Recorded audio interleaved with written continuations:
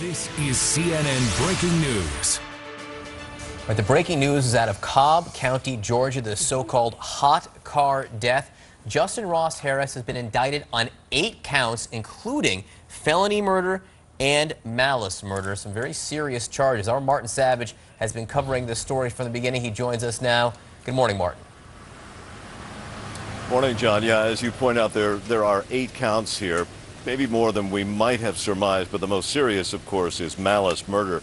Just summarizing really quickly that comes from this indictment, it says that the accused person, that of course is Justin Ross Harris, in Cobb County in the state of Georgia on about the 18th of June, that's the date in which all of this went down, did unlawfully and with malice aforethought cause the death of Cooper Harris, that's the 22-month-old child, a human being, by placing said Cooper Harris into a child seat and leaving him alone in a hot motor vehicle contrary to the laws of the state, the good order, peace, and dignity thereof.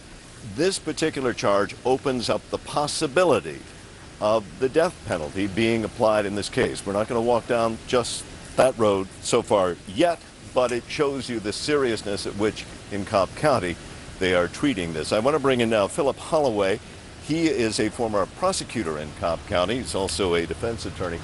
What did you make of this indictment, Philip? Well, this indictment, Martin, as we know, replaces the original arrest warrant and supersedes it.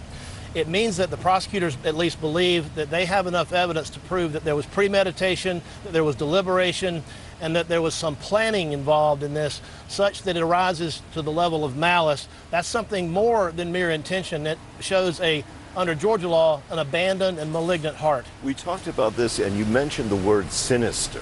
Yes. That it implies in some way it is not just the planning of it, there is a sinister nature to it by that charge. The word malice does imply something more sinister. But what's interesting about this indictment, they've also included a felony murder count based on second-degree child cruelty, which involves only criminal negligence. So you have 2 competing theories within the same indictment. And quickly, what would the theories be? In one case, of course, that this was a planned, apparently premeditated kind of murder. Clearly, the prosecutors believe they have enough evidence to support the charge, or they would not have put it in there. However, a good strategy that prosecutors sometimes employ, if a jury has a question about whether or not it was intentional, it gives the jury a fallback position to still convict someone of murder under these circumstances. And then I want to bring out, there are 2 other counts here. Count 7, which is dissemination of harmful material to minors, and count 8, dissemination of harmful material to minors again.